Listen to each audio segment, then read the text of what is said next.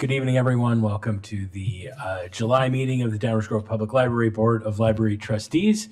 I call us to order, and we will begin with the Pledge of Allegiance. I pledge allegiance to the flag of the United States of America and to the republic for which it stands, one nation, under God, indivisible, with liberty and justice for all.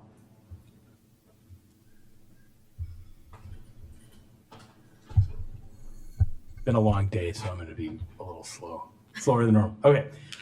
Before we get to the consent agenda and the rest of the agenda, I have an announcement that I'm just so thrilled to be making and did not want to wait until later to make. So first, it's actually sort of two announcements together. First, I'm proud to announce that Jade Parks, Teen Program Coordinator at our library, has been recognized as the Illinois Library Association's Young Adult Library Professional of the Year. This award recognizes outstanding service to young adults by creating and implementing library programs and services that identify and meet the needs in the community. So congratulations.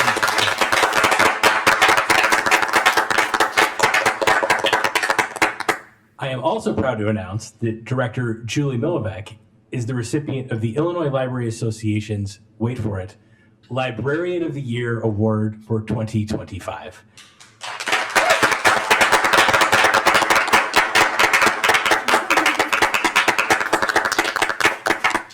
This prestigious award celebrates Julie's lifelong commitment to the profession, her many professional accomplishments, and her dedication to libraries and the communities that they serve. So just once again, congratulations to Jade and to Julie. This is Illinois-wide. This isn't even local northern part of Illinois. This is the entire state of Illinois. We have the winner for teen. Sorry. He said we have the winner. We have the winner, the teen program coordinator, and for librarian of the year. So once again, a hearty congratulations. Okay, that takes us to the less exciting item of our consent agenda, which constitutes approval of the June 25th, 2025 regular. We have to do a roll call first. Also not exciting, but.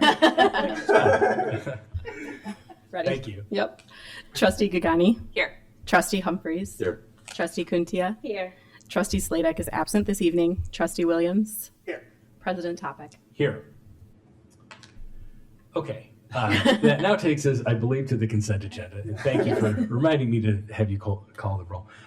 So the consent agenda consists of the June 25th, 2025 regular meeting minutes, the June 2025 financial reports, and the July 2025 invoices. Do I have a motion to approve the consent agenda? I will make a motion to approve the consent agenda. I will second. Okay. Can we call the roll, please?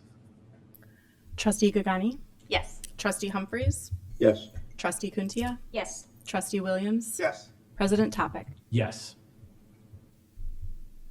All right, next up is public comment. I see a lot of familiar faces, so I will not review all the rules. Let's try to keep it to 3 minutes. I'll give you up to 5 minutes if you need it. And with that, the floor is open.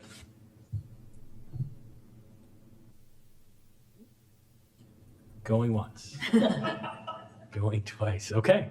Well, very good. So we will move on to trustee comments. Anyone want to begin? I'll just jump in and say that anything I could say in honor of the two awardees tonight would be not only redundant but inadequate. So I just say thank you to both of them and to all the staff that support the Downers Grove Public Library. You're here. I can go next. Also, echoing what Matt and Dave just said, congratulations to Julie and to Jade. Jen mentioned that we got a grant from the Community Memorial Foundation, and that's going to cover the wages of one of our social work interns. That's amazing. Thank you, Jen, for being a phenomenal grant writer. Speaking of social work, the team logged 71 interactions, which was that was not a typo, right? 446% increase in interactions. That's amazing. And then I had just a quick comment. I live in a neighborhood where my kids are the oldest. They're all just lots and lots of little kids. and they are loving looking for the little community, the scavenger hunt. And it is like, it's such an exciting activity. So thank you to the local businesses that are participating, and that sort of partnership that we have with local businesses and local organizations is just, again, shows how amazing our library is. So that's all I have. I'll go ahead as well. Again, congratulations to Julie. I told her in an email that, she got recognized for something that we already knew about her, that she is the best in the state. And, a special recognition to Jade for taking on probably the most unique age group, the teens in our community. And I say that as having 2 teenagers myself, so I know. So congratulations again. Nothing else to really say other than our work with the firm, Diders and Todd, continues to move forward. We're just ironing out a couple, verbiage things in the contract, and they provide us with an updated timeline, which looks great. And so we're kind of right on track with that. That's it. And just further update, I just signed the contract. Oh, so we are perfect. Okay, going, that's all So set. it's official. Yes. Could you just remind us all what's sort of the overall timeline that we're looking at? I believe, I haven't looked at it in a week or two, but it should start around like mid-October, November. And they have it really detailed out in terms of, what time, when they would schedule meetings with staff and, focus groups and things like that. So we, as a board, will kind of iron out a few things in terms of, what we want the job description to look like, what kind of focus groups and who do we want to talk to about, the director search. But it's about a 12-week turnaround time. So, and that's taking into consideration holiday and everything. Great. Okay. Thank you. And thanks again for your work on this. Sure. Absolutely. My turn? Yep. For once, I'm speechless. And part of that is Julian, Jade. So congratulations. I'm in awe of both of your recognitions. And then secondly, I literally don't have a speech. I will improvise. One thing I did over the last month is that I attended an outreach event where library staff, trustees, if we went, can attend. And it was in a park in South Downers Grove. I know South Downers Grove sometimes feels like you're not the focus. So shout out to this park. I don't remember which park, but it has a water park and a mini golf place. So it kind of McCullough? McCullough, okay. You can see where I live. Yeah, Gail politician now. So that was amazing. Like, we interacted with families, with parents and kids. It was a lot of fun engagement and positive interactions with everyone. And one thing I'd like to acknowledge or note is that the person who took the most literature from our booth was an English lit major. My wife's an English professor, so I found that notable. You can take what you want from it. Secondly, over the last month, I have been meeting with various people, a couple members of the village council, Julie and Jen, about the budget. And I just want to emphasize, I think this is a very serious thing. We all take it seriously, and I'm trying to be thoughtful about how I approach it. And I certainly welcome anyone's input, so if you want to meet with me privately about it, and I'm a listening ear. And we're going to go through a process tonight, and then in subsequent meeting. So that's the second thing, and that's it. Matt. Do you have a ad hoc update on the committee. ad hoc committee? Yes. Yeah. See. We forget that. Okay, so the ad hoc committee, we met once. The chair sort of gave an outline of what he thought the report should look like, and we used that as a framework. We offered our suggestions, and then we gave a directive to village staff and also to library staff to work on the report. I think they're going to send it to the ad hoc committee in the next few days soon.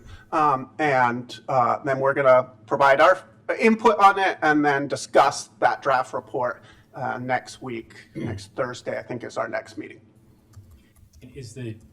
Does the draft get posted or for public comment, or does it? Just... I assume so. I have not found out from Chair Tully how that would work, but I suspect it will be part of the meeting materials for the for this upcoming Thursday's meeting, or no, a week from this Thursday's meeting. Yeah. Very good. So I would expect that the public could comment on the substance of the report, whether that's at the next meeting or the subsequent meeting. But I certainly don't think we're going to finalize the report without public comment. That would be odd, and I would object to that. Right. Okay. Very good. Anything else? Mr. Dave, President? yes. I forgot one point that I wanted, one comment that I wanted to make. This morning at 10 o'clock, I attended a webinar. Oh, right.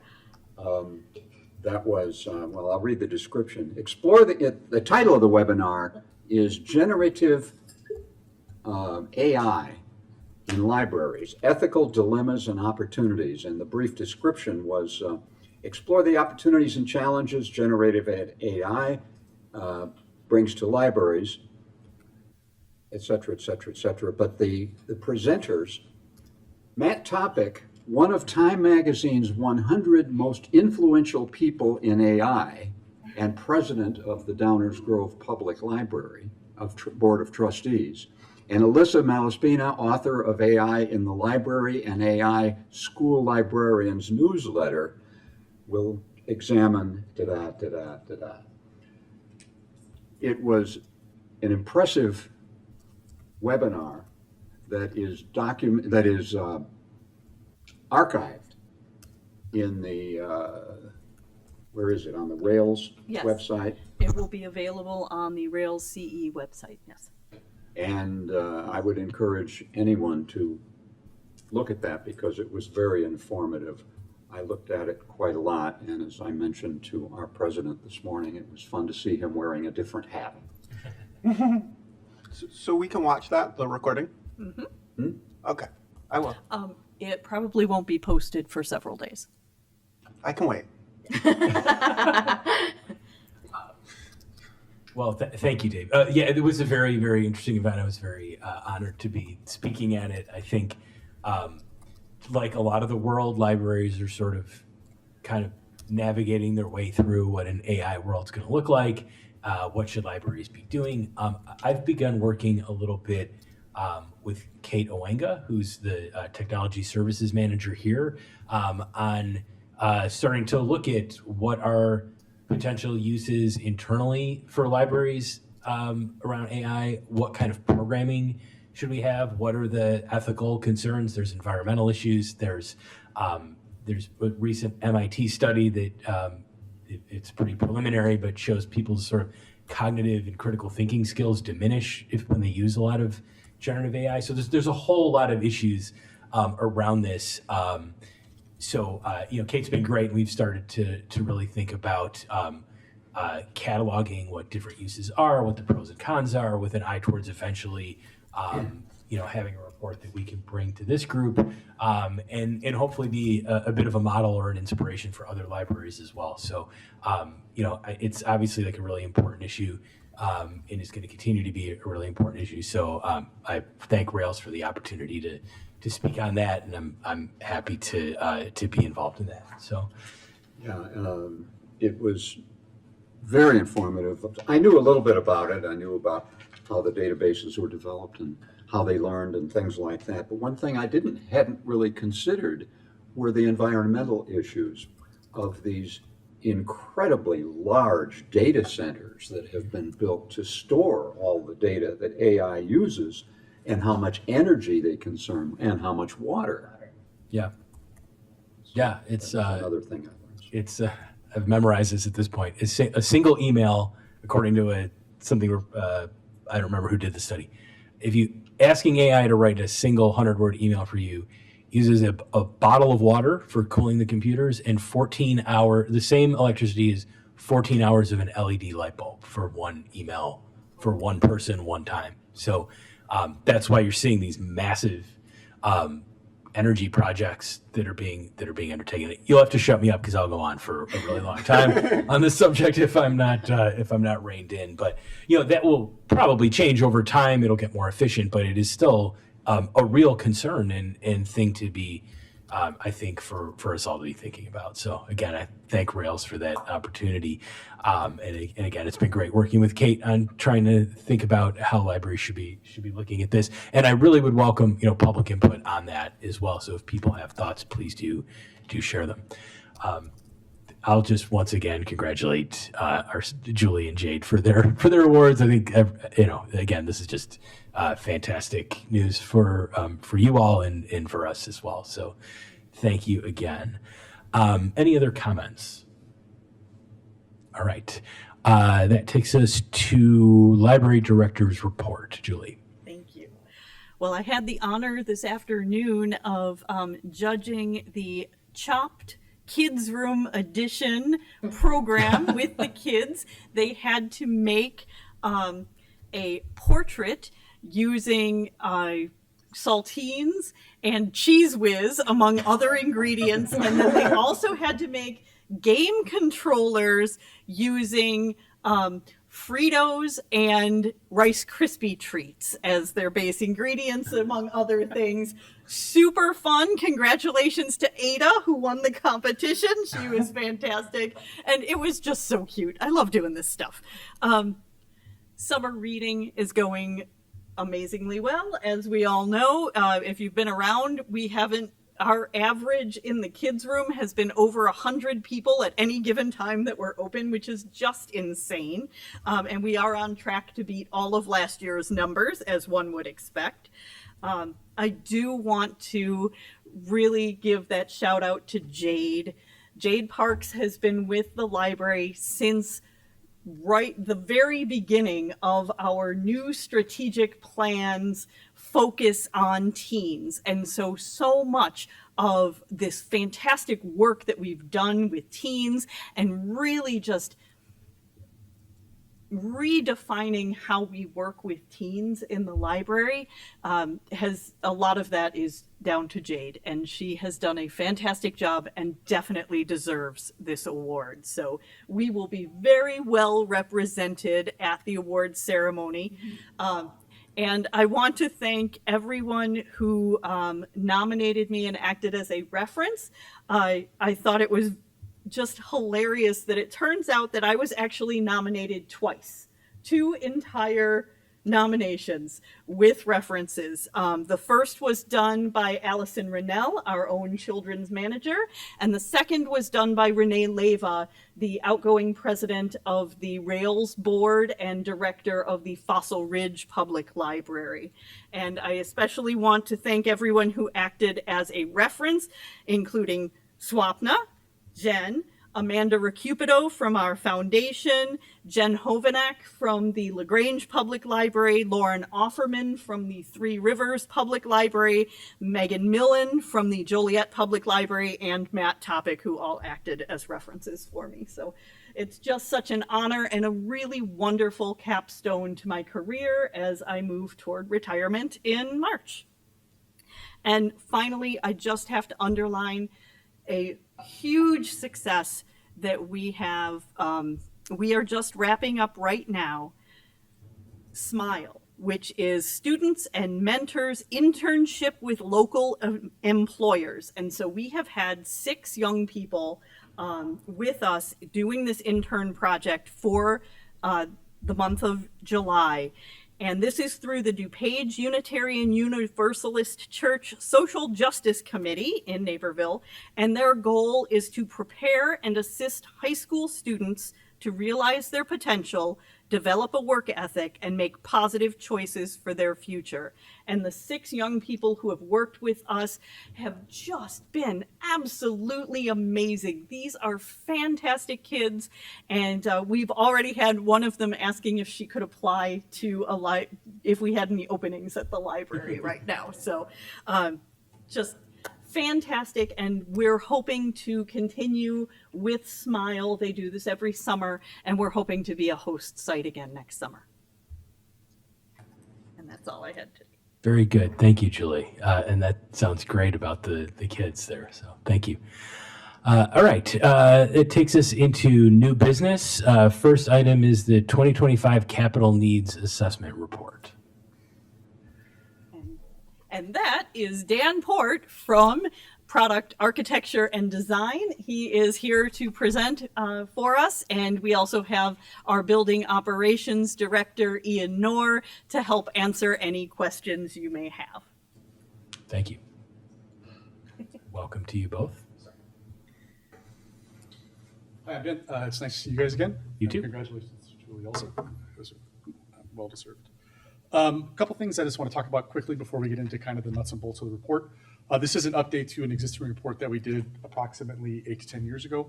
Your building's in actually incredible shape. This is a testament to, I think, to Ian and Julie's sort of dedication to making sure that the library is functioning from an infrastructural level. Over the last 10 years, I will say that the mechanical systems, the HVAC systems have been replaced almost in entirety, in major equipment. So that what that really does is keep from major things happening, like boilers going down in the middle of winter, et cetera, so that you're not having outages that would cause the library to close. There are things in the report, VAV boxes, et cetera, that we will talk about in a minute, but those are kind of secondary level items. So it really is nice to see that the report has allowed Ian and his team to kind of make sure that the base level of the library is functioning more or less exactly where it should be after and completion of majority of the items. If we get into the report a bit, I don't know which screen to look at. The most interesting thing I would say that we'll be seeing is the summary report. The summary report, what that does, and this is a living document, so it's kind of for your use in planning over the next 10 years. Things can move in columns. Certain things can move in columns, and certain things need to be replaced. But a lot of things that we are putting in here are also just giving you scopes of budget items to make sure that when you're looking at it, you understand if you do it this year, it's this much. If you do it in next year or 2 years from now, it increases in price. We include a 4% escalation per year. So over the 10 years, you could do the math, but it's about 1.48 multiplier by the time we get to the edge. So the sooner you do items on the list, the better. Certain things don't have to be done, but if escalation goes up, that's not great. But if it goes down, then you just conservatively, we've seen 4% be a good number to value. If we go into the first section of the report, it is the building report, which is both interior and exterior. A lot of work has been done actually on the outside of the building. The tuck pointing has already been complete. A lot of these items are maintenance items, which is sealants, building items that just really kind of have to happen annually, and the report gives you some dollars, making sure that you have enough money to do that. One thing that we have included in the report is replacement of carpeting. The carpeting in the building is in great shape, but carpeting lasts usually between 10 and 12 years, and it's just time to start looking at replacing it in chunks. Typically, when we do that as areas and projects, so we've broken that up into 3 areas within the building, and we have also included paint at the same time. And we've also included the cost of moving the stacks or moving whatever furniture is in the room to take out of that when you are placing the carpet. Replacing flooring is expensive, I will say that. But you'll see that there's approximately, it's about $1 million in flooring replacement starting in 2028 and spanning into 2032. Again, you can shift this. There's areas that need it first, there's areas that need it last. But what that does is allow you to budget, making sure that knowing in the next 10 years, you'll start to need to replace the carpet regardless. We did, per Ian's request, we did get a budget number to replace the metal roof on the building. We did that by area also. And we worked with Tremco, who actually has the maintenance contract for your roofing now. And they do both metal and membrane roof. They were part of the replacement of the membrane roof that's already been completed. I will say that metal roofs have a tendency to last pretty long. We were just kind of curious as to what the scope of replacement would be if you were to replace all the metal roofs on the building. I'm pretty confident that they can last more than 2030 that we have it listed. We kind of put it in the middle of the report. Again, you have the spreadsheet for this. You can move that around, and it will multiply, obviously, by the escalation regardless. But it is just understanding that over the next 10 years, you should start to look at either replacing areas on the roof that need to be replaced, and Tremco would have to help you work with that, and or just knowing the scale of what it costs to replace those items. Mechanically, again, the major items in there really is the VAV box replacement. Typically in buildings, we don't replace VAVs, we do renovations and we'll get new ones. Yours are just running towards the end of their life. There's 2 ways to look at replacements of VAVs. Inside the report, which is option 1, we have doing a number of boxes over 10 years. And then option 2 is to do half the boxes in 2026 and half the boxes in 2027. Sorry, a VAV is what? Variable air volume. Okay. What it does is the furnace or the RTU pushes out air to it, and it either cools it or heats it at the point of it. So it kind of opens and closes. It's kind of a way for you to have control. Without a VAV, all the air would be pressurized exactly the same throughout the entire building. So some people want more cooling, some people want more heating. The VAV allows you to do that and have a thermostat in individual spaces throughout the Thank you. library. No, sorry. So if you did it over 2 years in 2026 and 2027, it would be about $735,000. If you did it over the 10 years, it's about $835,000. So far, Ian's been replacing them at about 6 boxes per year out of necessity. So that was the baseline that we kind of did it as the minimum. And continuing on like that, I don't think is an issue. I think that would work fine. But again, that's kind of up to you. We took that option 2 and sort of broke it down below the report so that it didn't artificially increase the cost. Furniture, actually, my partner Tiffany met with Julie and kind of went over items. We kind of broke it into 3 different categories. One is sort of immediate things that we want to get taken care of as quickly as possible. 2 is sort of the furniture that would be part of a renovation. It's sort of the cafe furniture, things that would be required in the makerspace and teen. And then the 3rd is replacement of furniture throughout the library. I will say that including furniture in the capital assessment report started 10 years ago with your library, and we continue to do it with all of our libraries now.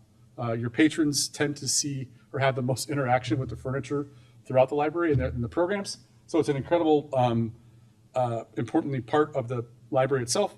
So we really try to make sure that you have dollars put away to continually upgrade and keep the furniture in the library relevant.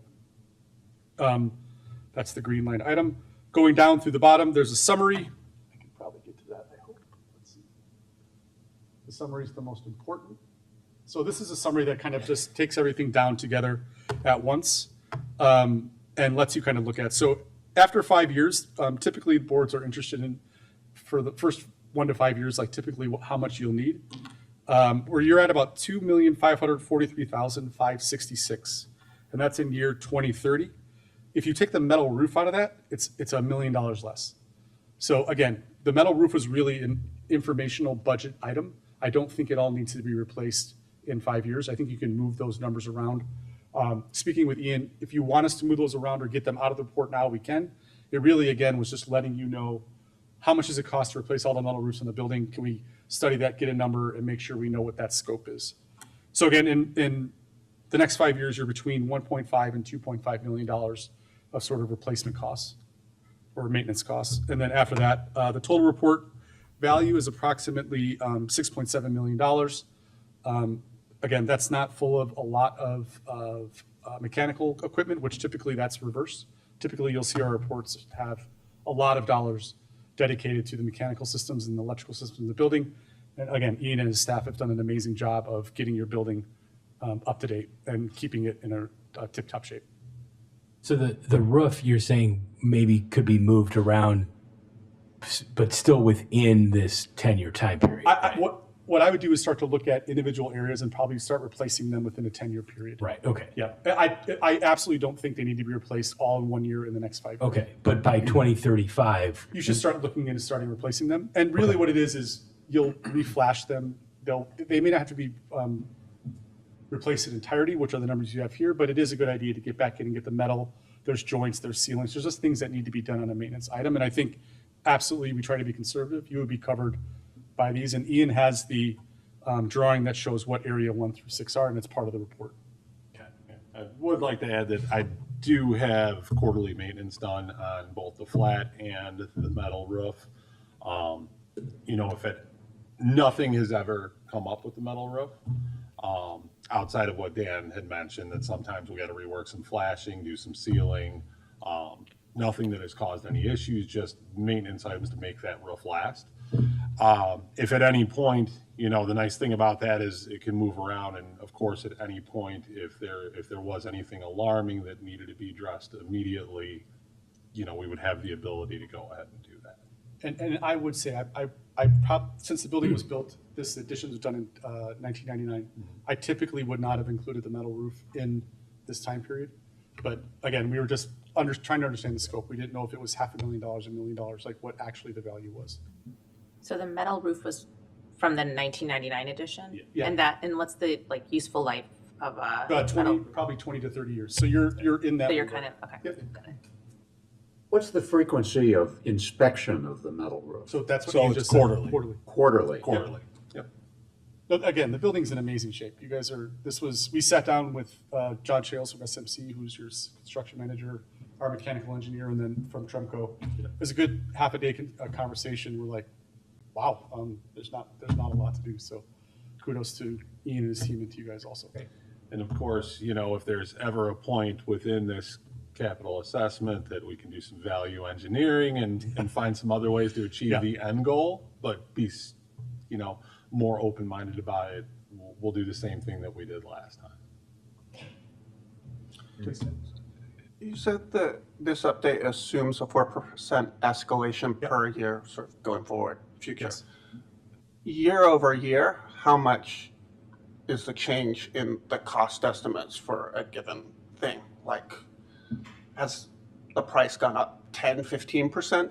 Or I'm trying to gauge how conservative or aggressive a 4% Absolutely. So over the last 10 growth rate years, is, yeah. 4% has been an average. Okay. John Shales from SMC does all of our cost estimating for our office. And so we rely on him to give us that escalation factor. 2-3 years ago, it was 9%. Yeah, I've heard over the last year it has been quite high. Yeah. At least at the village level, that's what one of the council Yeah, members years told us. before that, it was lower. It was Okay. 3.5, 3.5. So this is smoothing out Yes. sort of what our observed experience over recent history is. That's correct. Okay. And I don't have a crystal ball, and if I did, I probably wouldn't be standing here, but it's our best historical guess from other projects that we've done. And just to clarify for the benefit of those watching and listening, you've presented us on some sort of redesign options. That's something separate, right? Absolutely separate. The north entrance Yep. and the moving spaces around, that's separate from That this. was Is yes. this is basically what we need to do in order to keep the building in proper shape going forward. And actually what it is what you would need to save or have on hand over the next years. It's a gauge to make sure that you can take care of the building. Absolutely. Gotcha. Okay. And that total number is about 6.7 million over 10 years. Yep. Okay. And that includes the carpeting and it also includes the metal roof. So you can gauge that from there. Right. Okay. Any other questions on this? And we're voting to approve this as You're as the voting plan? to accept the plan as presented. Okay. Do I have a motion to that effect? I will move to accept the item as presented. I forgot the official name. I'll second. Okay. Can we call the roll? Yes. Trustee Gagani, Yes. Trustee Humphreys, Yes. Trustee Kuntia, Yes. Trustee Williams, Yes. President Topic. Yes. Thank you all so both. much. We really Thank appreciate you. it. Thank you. Fantastic. Thank you. Okay. Next item we have is the draft 2026 strategic work plan. And let me just say at the onset, I could be persuaded otherwise, but I'm going to suggest, because this really does sort of set what staff are going to be focusing on. I don't think we need to vote on this month. I think I'd like to have the discussion and then put it over a month so that if any members of the public want to provide any input on that, they'll have the opportunity to do that at the August meeting before we vote on it. So with that, is that, Julie, are you walking us through the work plan? Hang on. I wasn't rushing you, I was Which just making sure it computer wasn't. am I on and what am I doing? Yes. Oh, great. Thank you, Jen. I did not take good notes on what that was. Okay, so one of the things that we did is we really tried to do a lot of things that are continuations of what has already been done in 2025. We're building on a lot of these projects. As you can see, a bunch of them do have a last year's action step. A lot of them are also just like projects that our various departments have in mind for the next year. And they are in all areas. The first group are all in the area of access. As you remember, our 4 areas are access, programs and services, turning outward, and turning inward. So things like the first one, the sheet music collection, that is actually a process that has just barely started. And so this is something that they found that they can do primarily using furniture we already have and just reorganizing things, recataloging. So there is a lot of that sort of project included here. So not a huge amount that has big budget impacts. And one of the reasons that we wanted, of course, to have the staff go a little easy on themselves for 2026 is actually the final item, which is, at least I think it's, yes, the final item, which is onboarding a new library director and all of the action steps and what it will take to get someone new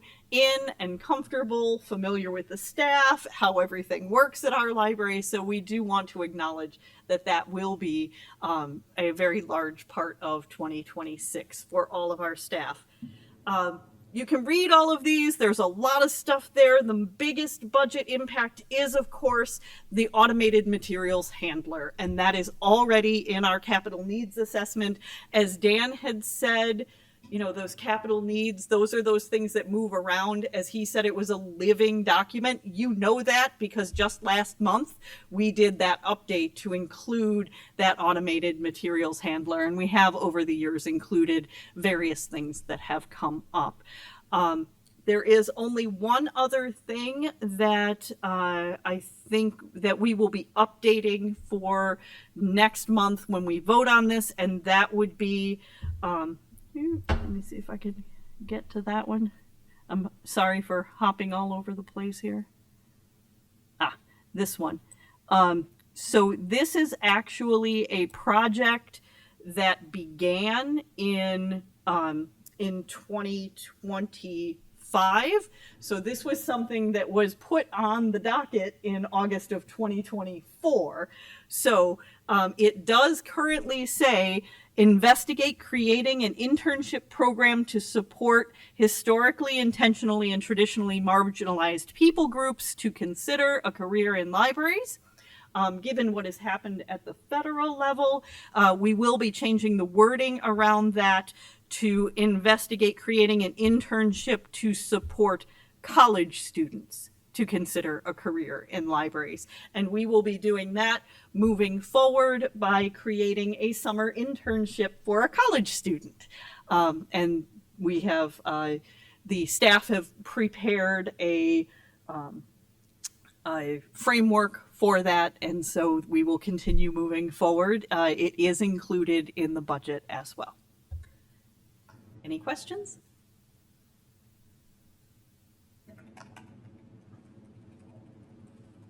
Nobody? Okay. Just a quick comment. I'm very happy to see the last item that you just highlighted there. We talked about that a great deal during the strategic planning process, and so did members of our community in the focus groups. And I'm glad to see that it's coming into play. I do want to highlight one more thing just because he's here. I just highlighted one of our new projects is to develop programming for teens and adults to incorporate life skill programs such as handyman work and repair work. And that will be all Mr. Ian. We'll also be doing some kid programs on how to use tools, which I think is really nice. I'm I'm totally signing up for all Yeah, this. yeah. Remind me of Replacing shop- VAV boxes in my house or something. Remind me of shop class in middle school. I will just say one thing, which is that one of the things I really appreciate about how this is structured is that there's a column for metrics, goals, sort of how is this accomplished, showing sort of a degree of accountability to the initiative itself. And I think that that is something that is an important framework for this. All right. So we'll be voting on this next time around. So of course, the public is free to email us, come and talk to us at the next meeting if people have any input they'd like to provide on this. It is a very important document that really kind of guides our priorities as an institution and lets us go about our work in a very orderly fashion. All right. Next item is 2026 budget and levy draft. This is a discussion item. We're not going to be voting. I'm going to make a couple comments, maybe if I may, at the beginning. So first, Julie, thanks for all the hard work, and to the rest of the staff for getting this put together. I know it is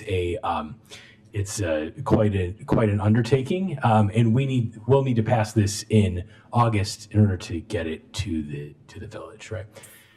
So I took a look at it before the last meeting, and I was prepared to use the time to ask Julie if she could run another scenario for us, and being Julie, she actually has already done that.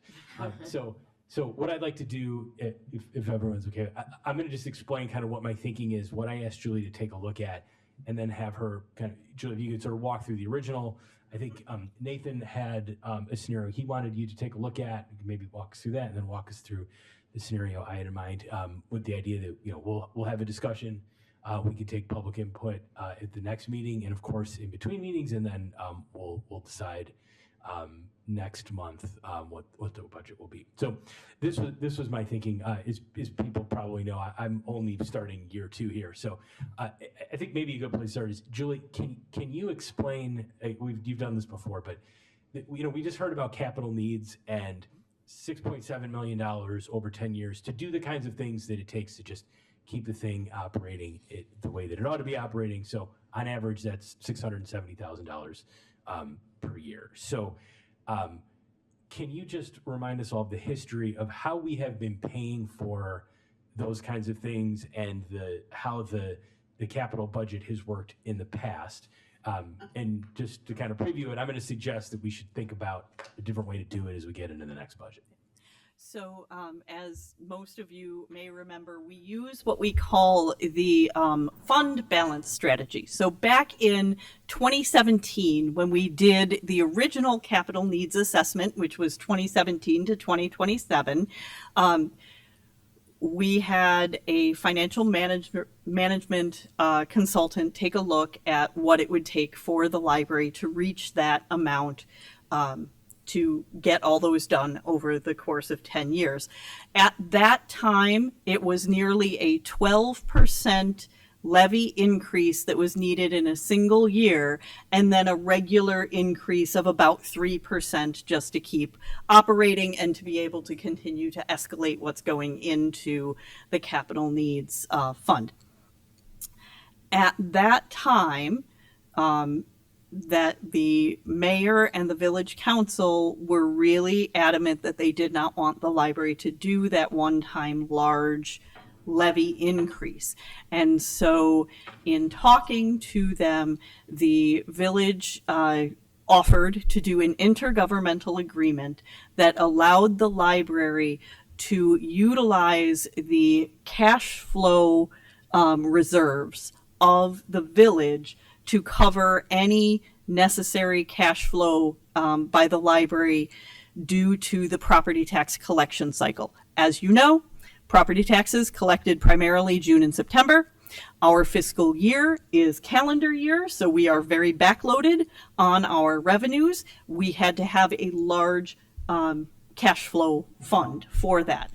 by allowing the library to utilize the village's cash flow reserves, we were able to put $1.4 million into the library capital reserve fund as a to create that fund, because that fund did not exist before then, to start those projects and to be able to offset the need moving forward. The idea was to keep the library's tax levy as low as possible. And in order to do that, this board started using what we had called the fund balance strategy. And so every year we were coming in fairly significantly under budget. And so the board would move that money from the library's operating fund to the library capital replacement fund to fund the capital needs moving forward. And from the very beginning, we knew that this was a limited time. This is a short-term strategy. This was not a long-haul strategy. And unfortunately, we have come to the end of that strategy. The way that our expenses have grown, unfortunately, there has been so much increase in costs that we have spent down our fund balance in the library fund to the point where this strategy will no longer be viable. It will get us, we will be able to do everything that is in the 2017 to 2027 plan. We have all of that money, we'll be able to do it all. But moving forward, we need a new strategy to fund the capital needs assessment from that point forward. And so that is part of the reason that we did the capital needs assessment update a little bit earlier than we otherwise would have done, because we knew we were coming to an end of the current strategy.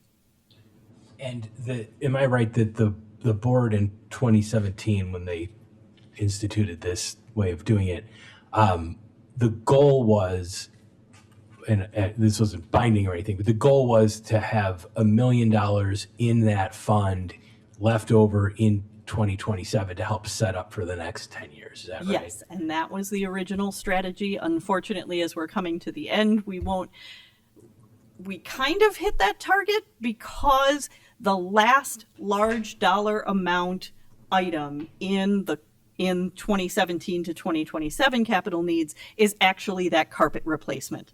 And so the carpet replacement, as you know, we have pushed a couple of times and is in the 2025 to 2035 capital needs plan as well. So that almost $1 million that we have set aside today for the capital replacement fund we mostly hit that target.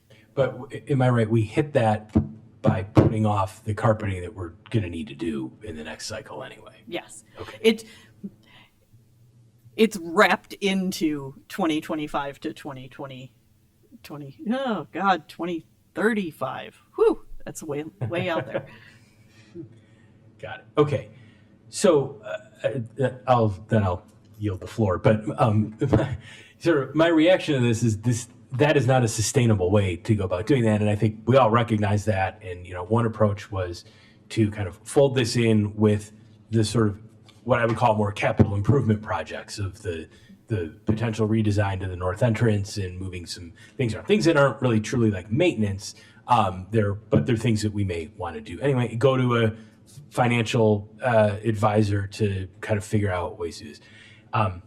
It struck me as like, look, these are the things that we just need to do on a year-to-year basis. And I'm curious to see what it looks like if we just budget for that and just say, okay, it's $6.7 million over 10 years. On average, that's $670,000 a year. If we just put that into our tax levy, what does that scenario look like? And in a way that also gets us to, there needs to be a reserve in that, right? Because you're going to have years that's going to be higher. You might have unexpected things. So if we kind of more or less have that $1 million that the old plan anticipated being left, and we just paid as we go every year for these are our capital improvements averaged out, what that scenario looks like. So maybe this is a good time for me to pause and see if there's any sort of comments or thoughts. But that was the idea. I was going to ask Julie to prepare that and get it out to the public as soon as possible, so we could, and then we would talk about it at the next meeting.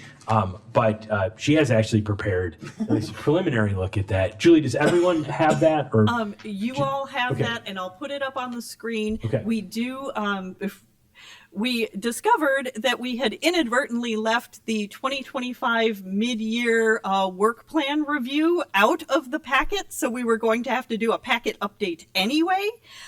So there will be an updated board packet for this meeting that will include that will get posted within the next couple of days. So I will just jump right in, and I'm going to start from the top with what's in the packet for the original budget, which we have contemplated a 4.5% levy increase. So let's just dive right in. Does that sound good? let me, does anyone have any comments or anything they'd like to say before Julie does that? Yeah, I'll say something. So I agree with a pay-as-you-go strategy, and my scenario was in line with this thinking, but it was stress testing the idea in a different way. It was less about solving for the specific problem that you're describing, the maintenance cost, and how could we amortize that and build it into the budget. I'm more just how could we get to a tax rate of 0, and what would that look like for the tax levy? And so Julie sort of calculated that. And 0% increase, but that's what I was solving for. But I think this is a good process. I think a pay-as-you-go strategy is preferable to building this into a capital needs assessment and having to have a significant outflow of, sort of funding of money all at one time. I think this is a responsible approach and kind of consistent with the financial policy that says we have to have a certain percentage of, I think it's 35% of certain fixed assets. So I'm in agreement with your approach. What that means for the public, though, is something we'll have to explain. All right, so we'll jump right in. Well, I don't know if anyone else had thoughts. Other preliminary Anyone? comments or thoughts? We got a lot of nodding heads. Kind of want to hear what, and look at these numbers here before I comment. I am also in general agreement. The devil's maybe in the details, but I was around in 2027 or 2017 when this was done the first time. And well, I don't need to comment too much about that at this point. Let's see the numbers. But the last thing I'll say is, because I stress tested this for one specific thing, the new numbers make sense to me. This is like the new numbers are intuitive in relation to the alternative scenario that I asked her to run a week earlier. So, Absolutely. I mean, the numbers flow through logically. All right. Anyone else? Nope. Okay.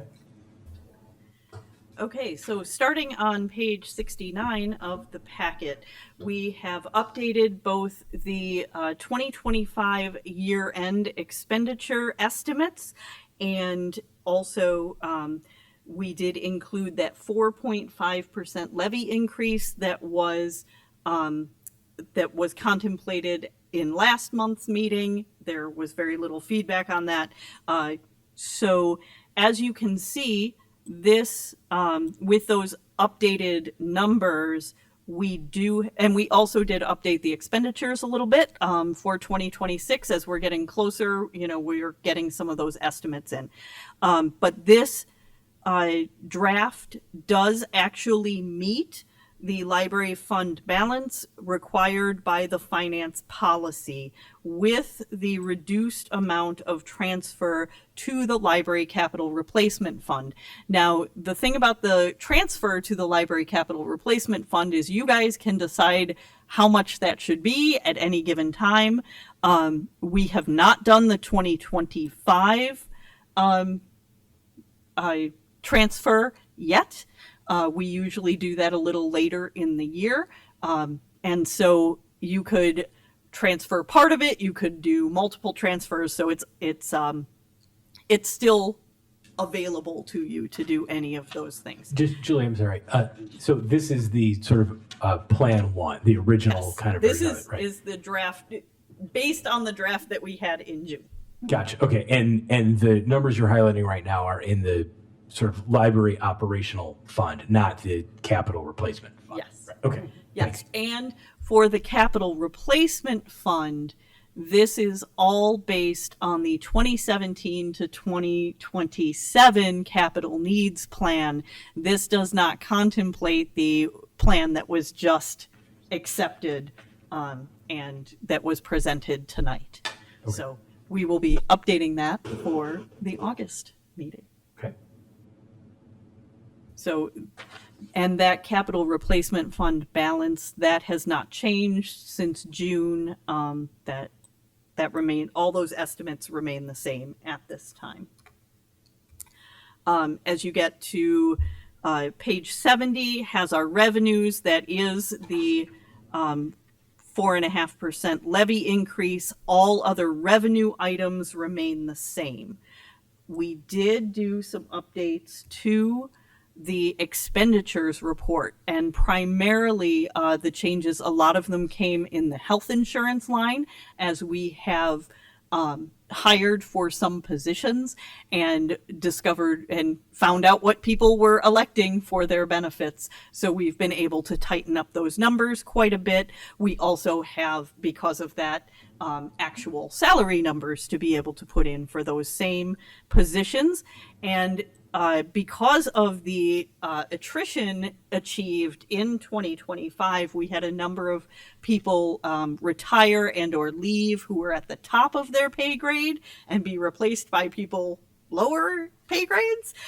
So we are looking at a 1.8% increase to the personnel lines, and that's about $90,000 additional to the personnel side of the budget. Then moving down to the non-personnel side of the budget, we are at 4.3% increase for our non-personnel lines. The biggest dollar amounts here include doing the our new copiers and printer lease, which moves some of our cost from supplies into the rentals line. It is also the intangible assets, quite a bit of new software, as well as increases to our existing software. This does include things like adding the Diligent Community Board Documents software, which will help us to manage and post ADA Title II compliant documents on our website that are used for the board meeting.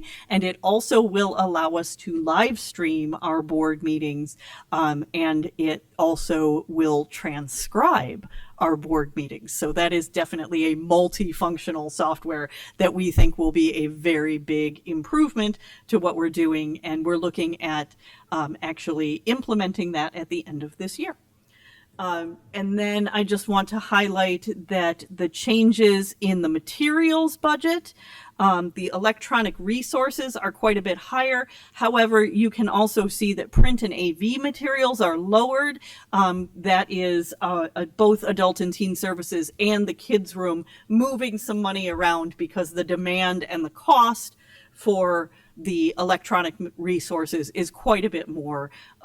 And our demand for AV is actually going down because there just aren't CDs and DVDs and that sort of thing like there used to be. Now we have Rokus for streaming services, so the cost of those subscriptions are in the electronic resources line. So just functional changes in the expenditures. And overall, that brings us to a 2.5% expenditures increase for the budget from 2025 to 2026. All right, now we're going to jump into what that looks like. If you want to see the detail, all the budget detail is in the packet. Go look at it. We break it down by department. It's all there. So this actually looks at the change in the EAV. As you can see, last year we had an 8.1% increase in EAV. This year we are using a 6% increase. That is based on what the village has indicated they will be using. And so this is the 4.5% increase in the tax levy that we had talked about last month. Because the value of property in the area is expected to increase more than our increase to the tax levy, that will actually lower our tax rate. And this is kind of what Nathan was talking about. He was talking about what would happen if we held the tax rate. So currently it's looking like we'd get about a 1.7% decrease to the library's tax rate. And I will show you. So what that looks like for your homeowner is someone with the median home value in Downers Grove, which is currently $439,000, would actually pay about $5 less in 2026 than they did in 2025, because that tax rate will go down. So if your home did not change in value from 2025 to 2026, you would expect to see that decrease to your actual library tax levy. And per $100,000 of fair market value, that comes out to about $1.11. So, you know, if you live in a $500,000 house, now you can do the math yourself to figure out approximately what the impact would be to you. All right. I know, this is incredibly boring. I bore myself when I talk about this stuff. So this is our historic trend data. As you can see,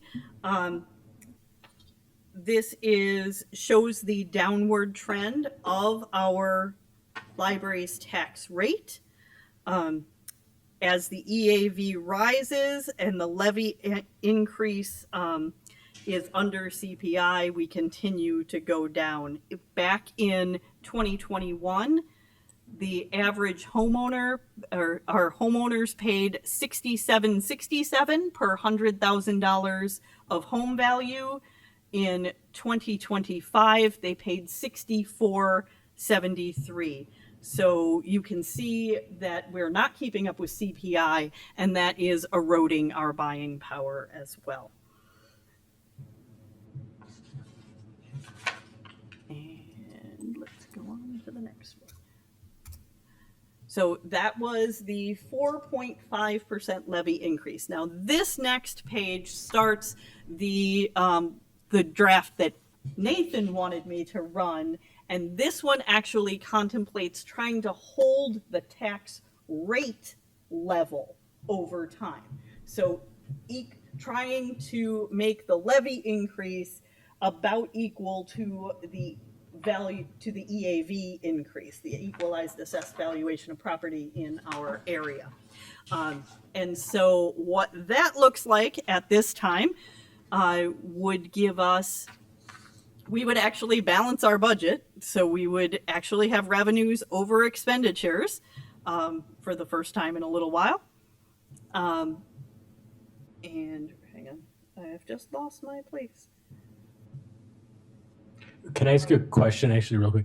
The operating expenses, the library, as we're looking at one to the next, the expenses are not changing. Right. Right. Thank you. Yes, we are only looking at revenue changes. Thank And you.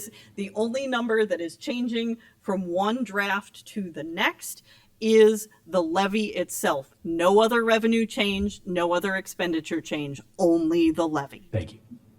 And these are, again, all of them are in the board packet posted on our website. And and this would increase the library's fund balance by about $117,000. And as you can see, that is contemplating a 6.33% levy increase. So 4.5 versus 6.3. Our baseline Yes. was, from the draft, was 4.5, 6.3 Yes. results in a change in the rate from a decrease of 1.7% to now 0%. Yes, so Which- here is your zero, here is the tax rate estimate at the same as 2025. And that's, am I right, the $5 per, for the median household, that's a $5 We're difference. just about there, hang on. Oh, I'm sorry. Next, I next stole your slide, thunder, I'm sorry. next slide. Yes, so at this level, so 4.5%, the median household would go down about $5. This would hold what you're paying the same. If the value of your home doesn't change, your library tax would not change under this scenario. So one of the things about this scenario, or any scenario, is the EAV change. Yes. And whether the 6% that the village has estimated is a likely outcome, or how accurate they've been in the past. So that's something I asked you to run as well. And what you found was a mixed bag of situations where they underestimated it, situations where they closely estimated it, and situations where they overestimated it. Yes. So all of these are kind of hypothetical outcomes. Yes. Because unless we know something that is a known unknown, the EAV change, then there's a variable that just will play out over time. And just remember that the value of your home only changes once every 4 years because they do the quadrennial reassessments. Yay, tax assessors. Anyway, Said so no one this ever. shows, No offense to the Yay, tax tax assessor. so this shows that we would hold that dollar amount per $100,000 of home value at the same as 2025, but we still are well under what we were collecting in 2021. And that's not inflation adjusted, right? Right. So Those it's- are it's actually actual even a bigger dollars. delta. Yeah, so we are not keeping up with CPI at this point. I just want to note that pages 95 to 98 in your packet are the digital materials informational update. You did receive that a couple of years ago. Van came and talked to us about the major changes that we were doing to those electronic resources and putting more money toward digital resources and why that was so important. She updated all of that information for you so you can see how it's going, which is not great. I will say, however, that we're hoping that that a couple of other states have managed to pass some legislation that has given a little bit of relief, and that our state does plan to follow those states for what worked and see if we can get something passed here. All right, so that brings us to what isn't in the packet, and this is, I will say, the quick and dirty version of fully funding. So all I did was to put that $670,000 transfer to the capital fund every year starting in 2026. Okay. That was it. So you can see it right here. So 2026, we would move $670,000, and then I backed it out to see what revenue we would need to do that to get as close as we possibly could to a zero net change. So we were funding just that and not going over too much. So this is what we found. And all other revenues are the same except for the tax levy itself. Can I get, sorry to ask you a million questions. So Yeah, no, never mind. I answered my own question. Okay. Thank you. So as we get down, you can see that this is the draft. There is the levy number. It would actually be a 16.67% increase. However, with the 6% estimate EAV change, the functional impact to our taxpayers, the tax rate rises 9.73% rather than that full 16.67%. Which I wanted to highlight. That does not mean your total tax bill goes up by 9%. It means your portion of the tax bill attributed to the library, which is a pretty small percentage of your overall tax bill, is what would go up. So correct, Julie. So here it comes, the dollar amounts. So the median home value increase in this scenario would be $2,651. So that is the amount that the median home value home would see over this year's if your particular home value stays the same from year to year. And then per $100,000 of home value, the dollar amount is $6.30 per $100,000 of home value. That is our estimated impact, again, about a 9.7% increase. And this would fully fund our library capital replacement fund for 10 years. Quick and dirty estimate. So on page 5 of this, you can see that the 7130 or 7103, I'm sorry, per 100,000 of homeowners returns us to just under our 2018 tax collection. And that cost per $100,000 of home value, and that tax rate, which was 0.2145 in 2018. And so what we're estimating for 2026 would be 2131 for 2026 in this scenario, which would be a 16% levy increase, 9.7% roughly to the homeowners, and returning with folks paying about $71 per $100,000 of home value. And that would, again, fully fund, in this very quick and dirty quick estimate, would fund the Library Capital Replacement Fund for 10 years, and the going forward from this point would the levy would just be the increase to keep up with CPI. Got it. Thank you for running those numbers. I really appreciate it. Welcome. It's a lot. Anyone have thoughts, questions?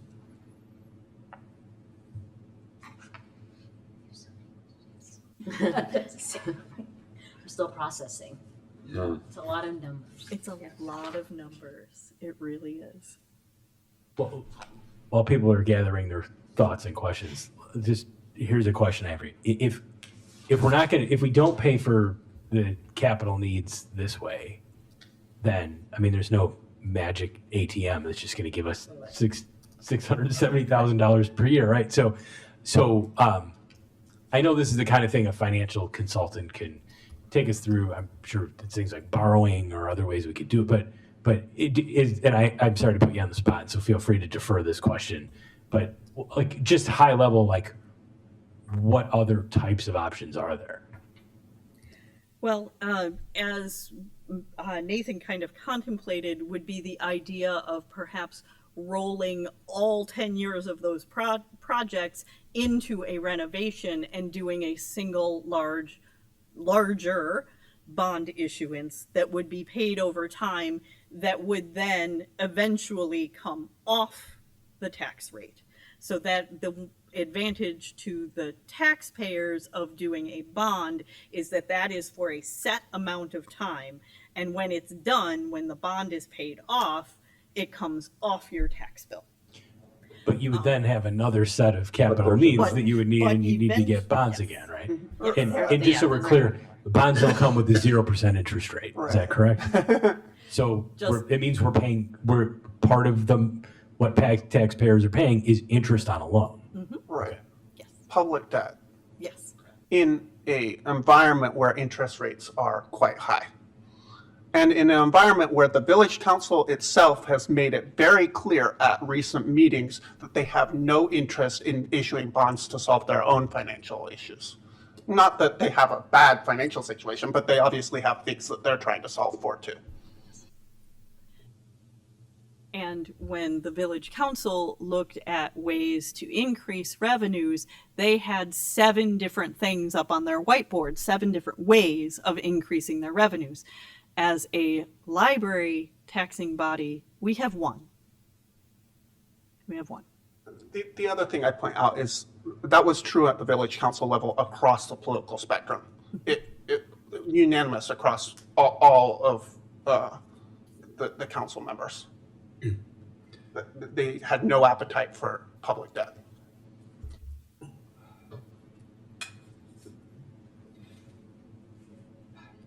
Just a comment, I guess. I don't have a lot of appetite for public debt either. I'm not putting my foot down saying no, never. But the expenditures that we're talking about covering this capital, I like to think of it like a condominium reserve fund, which means you know you're going to have to do certain major maintenance items over the next 10 years, but they're not all going to be equal every year. So what you do is you try to smooth them out. So you contribute a certain amount to a fund each year. And at the end of the 10 years, and you take the money out of that fund as you need it for the boiler replacement, the roof replacement, the VAV upgrades or replacements. And at the end of the 10 years, you have done everything you said you needed to do, but you've done it, you've kept the tax levy kind of smooth over that time rather than going up and down a lot. But those items that you're doing over the 10-year period, they're not operating items, they're capital items, but I like to sort of think of them as operating items. We have to do them. You have to replace the roof periodically. You have to replace the boilers periodically. It's the cost of doing business. And so the notion of smoothing those items out so there's a predictable amount in each year's budget so it doesn't look like a roller coaster is a good plan. The question is, how good are you at estimating and how good are you at budgeting? In 2017, I think there was a history of, at the end of the year, having spent a little less than was budgeted. That was good for the capital reserve fund, but it's bad budgeting, frankly. It's better to put something in the budget which is a more accurate number to say this is really what we're putting in the capital reserve budget every year. And so I'm in favor of doing that. I was a little concerned last month when I found out that we were, in effect, pulling the last 10-year plan down, the budget reserve or the capital reserve fund down to a pretty much close to zero. Whereas the beginning of the last 10-year period, we had a $1.2 million kickstart. Now we aren't going to have a $1.2 million kickstart in 2017 or 2027. Forgive me, I get the years mixed up. When the new plan begins, but I would be a lot more comfortable if there was something greater than zero in there. And in general, I'm kind of in favor of smoothing the tax levy, not just over the 10-year period, but in this case, perhaps a 12-year period. And so I'm looking at something so that in 2027, we have a little bit of insurance that we've done a good job of predicting. So my bottom line here in all of these numbers is I would like to find a way to put more into the capital reserve fund than $120,000. And we are looking at the moment, I guess, at two different ways to do that. And I'm not a financial wizard to know which is the best one yet. I will by next month, I guess. Anyway, that's what's going on in my mind, if that makes any sense.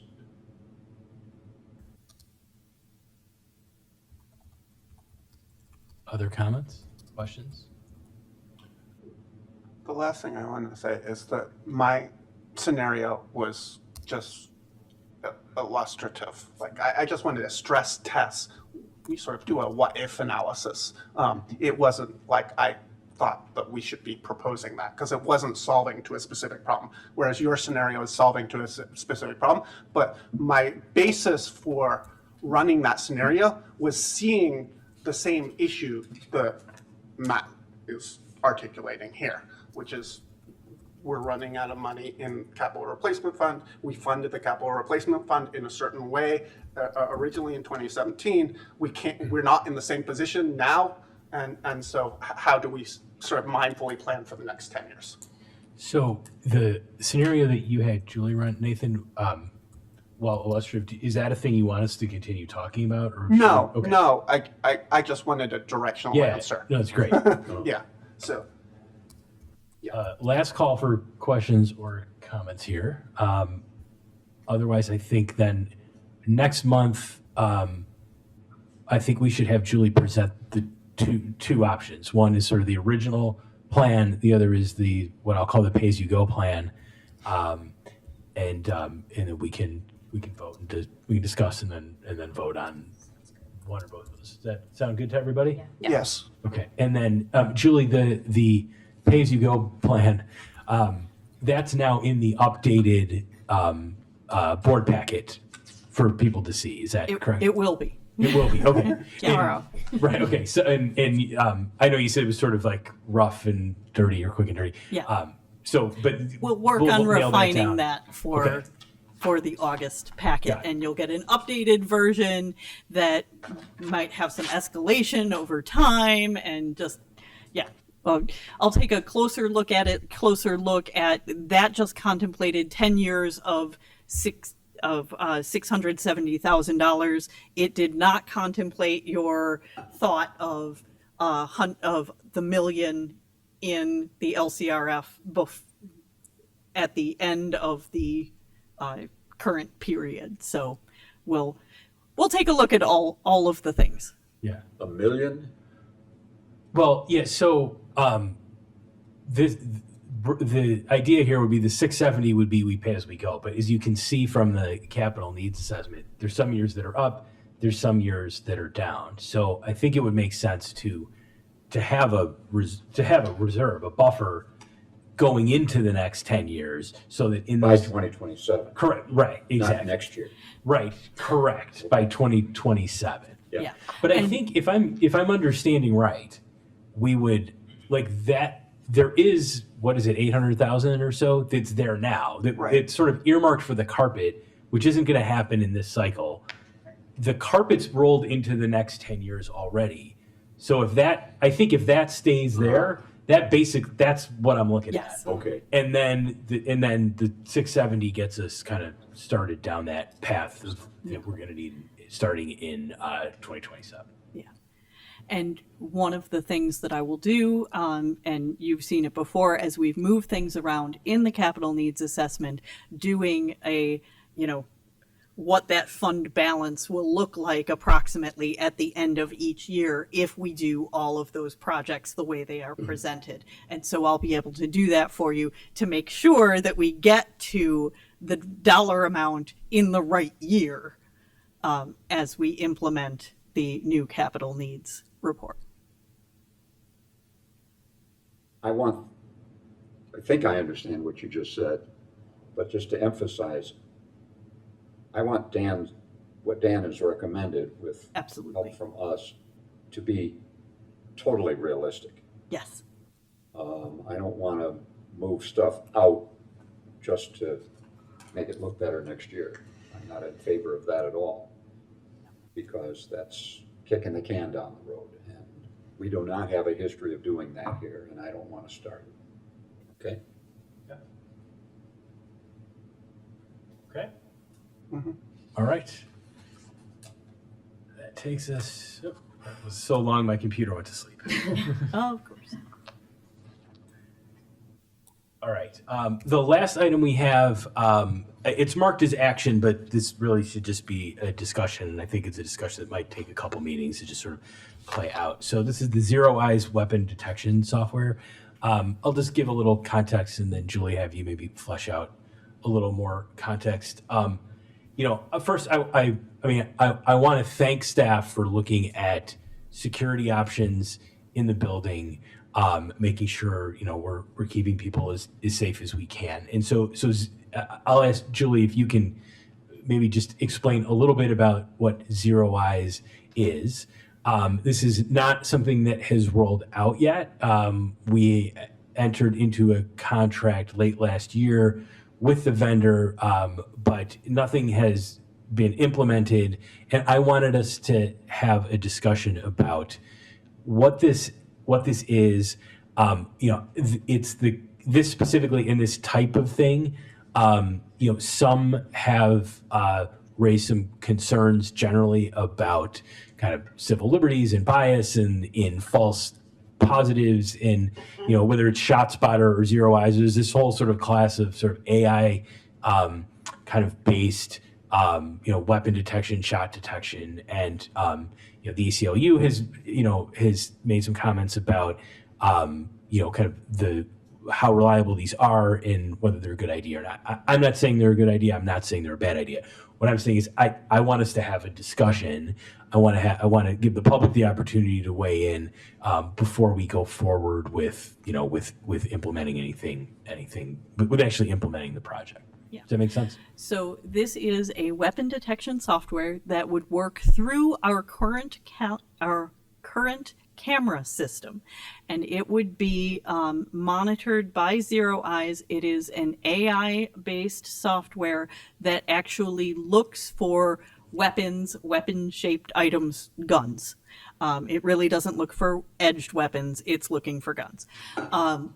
And when a gun is detected, or a possible gun is detected, that is flagged and sent to their response center, where they have actual human beings, all of whom are military or law enforcement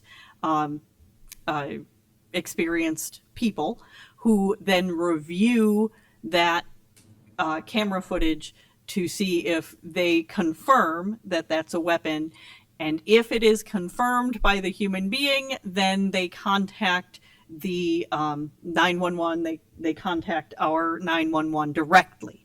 One of the advantages of the system is that then that human person in the response center is able to speak to the dispatcher using the law enforcement language to help them understand what they are seeing, and so to give them the most up-to-date information as they are responding. So they would be able to describe the person, talk about where they are in the library, because they would be watching the cameras in real time. As they're on the phone with the dispatch folks. There are all sorts of concerns about this. There are also a lot of good stories of, it actually working. CTA uses it. Who is the other one, Ian? Navy Pier also uses this software. They have in the past had some false positives that they are continuing to update the software so that it is better and better at not giving false positives, especially for things they are very often used in schools. And one of the examples that they show, if you look in your packet, it talks about how they look for the rifles used by ROTC and the Flag Corps kids. Right. Yeah, to be able to detect when it is not a non-rifle rifle. Yes. I mean, look, can I jump in with a quick question? Because Sure. on that subject, I mean, to people who don't, like the seniors in high school, many of them play senior assassin with the Nerf guns. Yep. Is that how does that? Yes, and factor into they it's got things like looking for the orange tip that are frequently on those kinds of guns. So they are constantly updating their software so to try to make sure that those kinds of things are not providing false positives.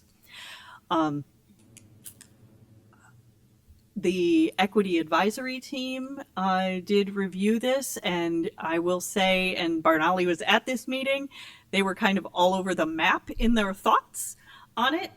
Everything from the concerns about the environmental impact of AI, which a couple of our members are very much, to the AI doesn't, how much AI is, or how much bias is there in the AI software itself? And there is a human component, so there will always be bias. In addition to all of the concerns about false positives, is this a problem or is this a solution looking for a problem? So yeah, we're all over the map on it.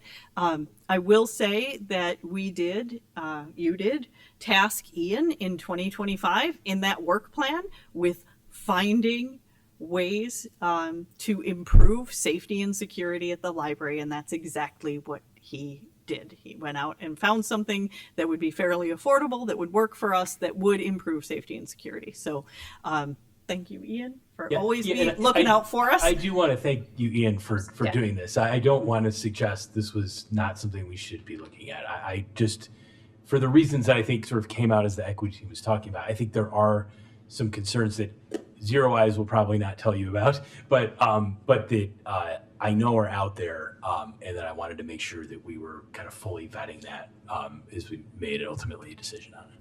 So thank you. So other than CTA and Navy Pier, this hasn't been known to be used in any libraries in the area or anything like that? Let's bring Ian up to the podium. That is why he's here. Yeah, so they are, unfortunately, there is client privilege and with them. Yeah. But they are currently working with a number of libraries throughout the country and implementing it because it is the only one that carries the government and Homeland Security approval.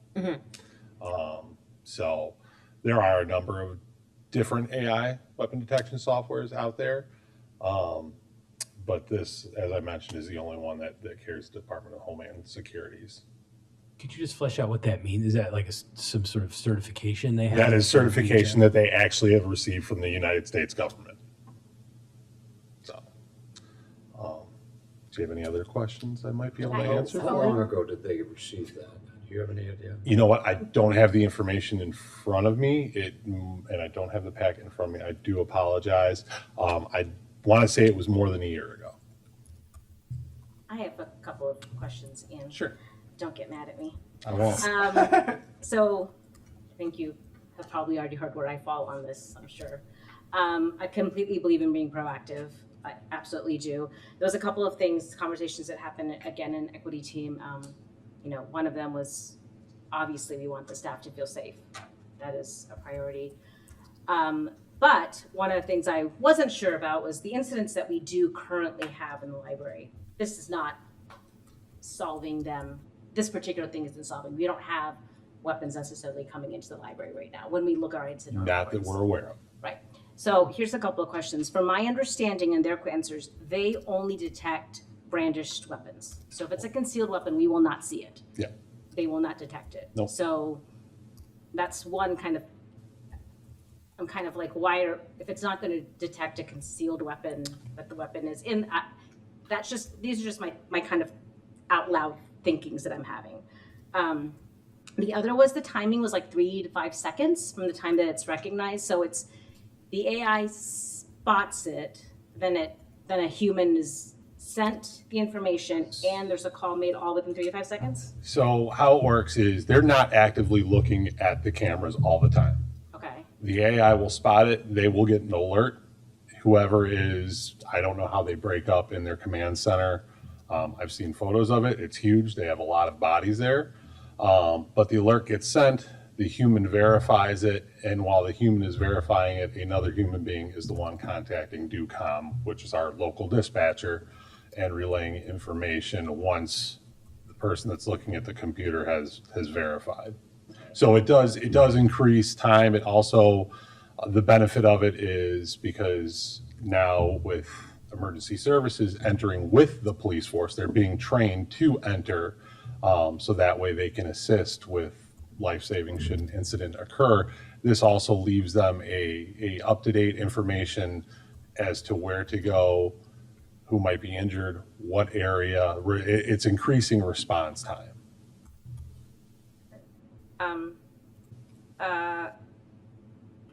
They say that they don't store the information, They do not. but then somewhere else in their questionnaire, they say they store information for research or something? They will store it in case there is a court case or a court order or a warrant. Okay. But it is only released at that point because it's going to be in the cloud, right? Everything's in the cloud. They will not release it without a warrant, court order, or a mandate requesting them to release that for if it led to a legal situation. And then we didn't get a lot of, I know that there's that whole, we can't Yep. really get reviews or experience or client. I guess that's another concern. We're not really hearing from, Yeah. we're not really getting any feedback from So actual I clients. did contact the director of security at Navy Pier, and unfortunately I did not hear anything before this meeting. And I also did contact the security team at the CTA because those are the only two publicized ones that I know of in the Chicagoland area that are utilizing the software. City of Chicago actually went from Spot Shotter to Zero Eyes. They ended their contract early with Shot Spotter, and went with this. And we did look at other preventative services. I looked at Blue Point. Unfortunately, Blue Point is another one where, for lack of a better term, hear the shot, then go find a Blue Point station and pull it like you would a fire alarm. There's other services that also need to, so like Shot Spotter, as Matt had mentioned, they need to actively activate the mics that are built into the cameras. We have all of ours deactivated. Actually, we don't have any because we didn't do that option. So there's not even an option to toggle that switch on to get it, but you would need to turn on microphones so that way it could triangulate the detection if you went with another service. Unfortunately, there's a confidentiality situation that arises with that in our patrons that we don't want to have mics going all the time. And our cameras are already installed, so they would just be using those. And those are the still cameras. There's no. Yeah, we have 3 different types. We have still cameras, we have wide angle, and then we have, they're called quad cams, so we can actually get a 360 aerial view, but then there's 4 cameras in one unit. We can break that down. So say, you're in one area and the camera's not facing you, it's still picking it up and it's still recording. So, and we hold on to footage for, it's approximately 40 days, and then it just comes off the NVR, which is like a DVR, but for surveillance equipment. And I guess that goes back to my concern that Julie brought up was there is a human involved and there's bias always in humans. And I guess that's, I kind of get stuck in that because we have a lot of unhoused people that come into our building, and we have, I worry about those kinds of things. So, I mean, I will let other people say stuff, but those are kind of my concerns. I agree with that. Like as Julie mentioned, this is something that the board And Absolutely. we And were I tasked think, with. absolutely. And I think that is something that, I don't, when we sort of thought about this, we were in the throes of sort of a lot of stuff happening. And not that things aren't happening now, but there was a lot of concern about our safety in a sort of a daily basis. And we did solve a lot of problems. We had mods on duty. We have a lot of, so I agree with you that was something that we asked for you to do, and you did a phenomenal job finding something. I'm just not sure. I love this. Would like to add that, the mods are only as good as the equipment that we're able to utilize. In actuality, this makes us better because we have somebody else that's off-site that could be helping us. And part of my job is not only, to keep every patron that comes through our door safe, and as secure as possible, but also our staff. And I understand that there's some feelings about it, but I really think we need to take a close look at everything Thank you. because anything can happen at any point.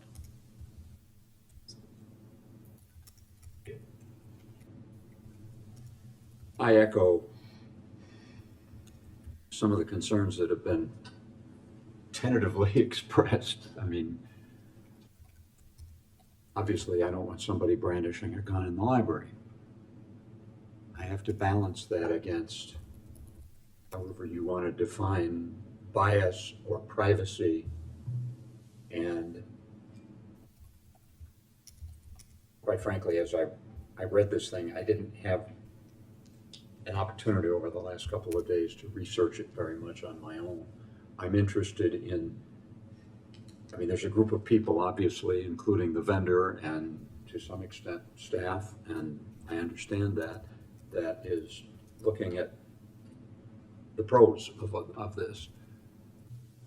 I would be interested either through my own research or maybe some assistance from staff about what objections have been raised, be it Navy Pier or, I sort of assume there must be signs posted around or something that you're being watched. But ACLU was mentioned, and that's a red herring to some people, and to other people, it's an incredibly positive watchdog organization.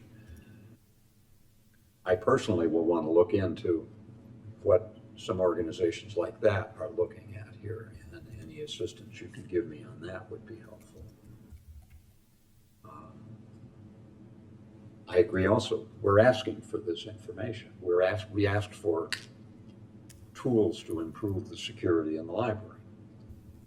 And you're bringing this to me, and we're not complaining about that, certainly, in any way.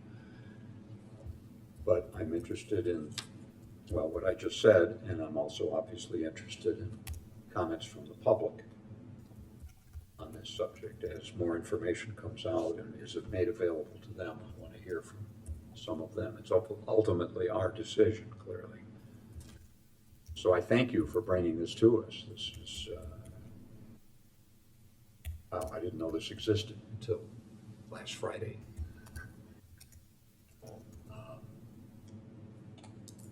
It is AI. That is both a pro and a con. I won't say any more.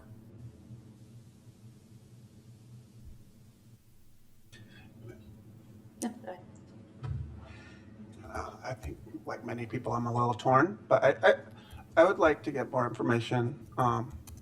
One, I know the equity advisory team has confidentiality and don't want any specifics, but amongst those people who supported it, did they articulate that they would feel safer and more comfortable in the library space as a result of the implementation, or they just philosophically are not concerned about the privacy issue or the implicit bias associated with this, or the fact that there's a physical person that is looking at it under certain circumstances, which is someone that might be ex-police or whatever, and therefore is sort of philosophically against something that we have previously decided as a board before I got here, that we don't want to have an armed person as a solution to the safety problem. So I would like to have some understanding as to whether employees and the public would feel safer with this implemented, just as a hypothetical. And then secondly, I'd like to understand the public's expectation of privacy. Like, to what extent do you think that this is more of an intrusion on your privacy than what is already in place, which is a bunch of cameras throughout the library? But this involves a bit more than that. And does that change how you think about physically going through the library space in a way that's positive or negative? So to me, I need more information from the public and sort of as a generalized thing from the library staff. Yeah, I mean, I think when we tasked you with this, I guess I don't really know what we were necessarily expecting back. I don't think AI wasn't even like something that entered, I guess, my realm of possibilities that you would bring back. So this is, I think I'm with Nathan that I feel like I need to kind of mull it over and really think about, is this solving a problem that we have in terms of it basically being limited to the detection of brandished weapons. It's a lot to consider. So It's a heavy subject. Yeah. Have there been discussions with the Downers Grove Police Department about kind of their take on this, or are they familiar with it? Are they, Yeah, so I actually had a couple of conversations with the deputy chief. First one was the most obvious. If there is a false positive, are there fines accrued or anything like that? Because, what does that response look like? And the way that they stand on any situation that might occur anywhere in Downers Grove is they are always verifying first. So they are usually sending a patrol unit or two. Once it's verified that there is an incident, there's usually people waiting on standby to come to the call. There is no fine or anything like that for any false positives through the police department, as there would be if we had, somebody accidentally set off the alarm to the building in the middle of the night because, they forgot the code or something like that. The feedback I got was positive. It was, hey, it sounds pretty cool. Let us know if you implement it. okay. So They're not working with it already? not as, I'll put it this way, if they are, I wasn't told. Okay, fair. So And then tell me if I'm right. It sounds to me like, this isn't so instantaneous that if someone does, God forbid, pull out a gun, this software is not going to result in the police getting to the library before anyone can do anything. Right? no, it'll speed up response time, and with the sped up response time, you're hopefully cutting down the degree of which of what the event is incurring. It was an aspect of it that they then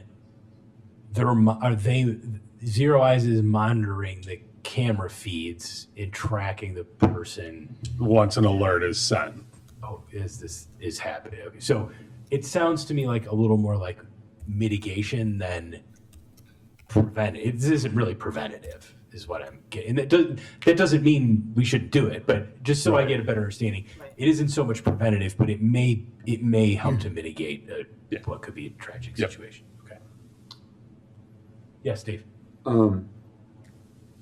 Just clarify, I think I heard you say that the vendor, Zero Eyes, only sees image. They only receive images when the software detects an alarm, in effect. Correct. They see a gun or think they see a gun.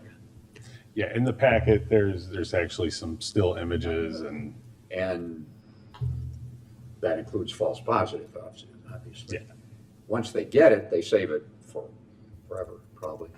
I would Some have period to of look time, back they- through the service agreement, and it's pretty much as long as you hold the system as a service. Yeah, but they only release it under court order. Yes. Um, Can I interject actually with a follow-up question, Dave, if you don't mind? They're not saving like the whole feed all the time. No. It's if the AI hits, it's like if like a camera on your car that gets activated if you hit the horn, and then it only saves that. Is that That's a correct? Well, perfect way to put it. what I heard is they only get the feed in the case. They of get an the alarm. feed, so if AI detects it, right, through our camera system, they'll get an alert. Don't get- Whoever is then at they'll the get a command feed. center, They don't get they click on the 24/7 feed. No, feed. they're not getting it fed to them No. 24/7. We They get- have a piggyback way of getting into the open end through, it's an agreement that we entered with them when we signed the contract. But the second question is, we've got cameras up there now that are recording. Yes. How long do we keep that? Average is 4. So the more cameras we add, the more it decreases storage time. We're at, along with all the quad cameras, I'm including in this number too. So Yeah, well- it seems like a lot, but there's a lot of quads there. We have 38 views that we can see. How many- Retainage is about 40 days. 40 days. 40 days. And that's only for our use, and we don't release that for any purpose except for court order. And at the end of that time, it just gets overwritten. Yes. It falls off. And we have other privacy things. I mean, customer checkout records and things like that, we keep for a fixed period of time only so we can run the business, so to speak, and then we destroy all those records. We don't keep those forever. So I'm just trying to think, how does this extend the privacy or lack of? Yeah. So If it helps in their FAQ, it does say that they store any false positive or true positive images in an encrypted format, and the timeframes can be specified by the customer. Dave, anything else from you? That's all. One last point. I suggest that we have a practicing attorney look at the contract. I suspect, for example, there's a provision that indemnifies them in the event that there is a false positive and that then there's a lawsuit. And I think that, rather than fines, is one risk factor. That we have a situation where the police comes and maybe there's not a shootout or anything because it's a false positive, right? But they wouldn't know it was a false positive till after they found out it was. No, but they could hold the person in custody. The police could do all sorts of things, but Matt would know better than anyone. And so, then that person feels like they were falsely imprisoned or whatever, and then they bring a civil lawsuit against us and against Zero Eyes, and then we find out that Zero Eyes gets to go away. What you're suggesting is we need to look at the contract and Yeah. see if. I mean, that's just one example of a provision of the contract that sort of has substantive impact that would affect whether this is a good idea or a bad idea for us. Anyone else have any comments or questions? I mean, as I said at the onset here, I think this will be a bit of a little ongoing discussion. And I appreciate all the comments and thoughts and you did hear and all the discussion we had around this, because I think everybody wants to kind of get to the place, I think, of sort of balancing safety and privacy and all these other kinds of issues in the right way. And this, I think a lot of this is about specific details, and I appreciate the details you gave us. I thought your memo to us was really professional. Sorry. Yes. I'm just trying to compliment him. Thank you. Thank you, I guess, for looking into this. We kind of asked you a couple of years ago. no problem. My pleasure. Thank you, Ian. Thank you. Anything else on this? Okay, I don't think we have any unfinished business. We do not have an executive session. And with that, I still, it remains unclear to me whether I can just adjourn the meeting or whether we need to move. I can adjourn it. Okay. Then If there's no objection. meeting adjourned.